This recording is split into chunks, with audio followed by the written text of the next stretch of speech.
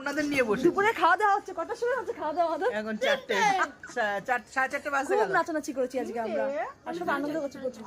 আমি অনেক দায়িত্ব নিয়েছি, সব ছানাদের নিয়ে বসেছি। হ্যাঁ, তাহলে কত দায়িত্ব, কত শুধু দায়িত্ব। আমাকে ভুলে গেছে, সারাদিন নিয়ে বসেছে।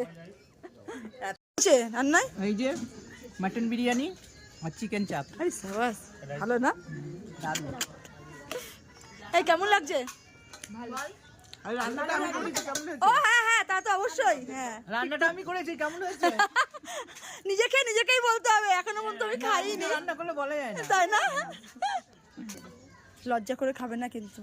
না না, লজ্জা করে খেলে এরকম হয়? হ্যাঁ, নিজের বাড়ি কিন্তু।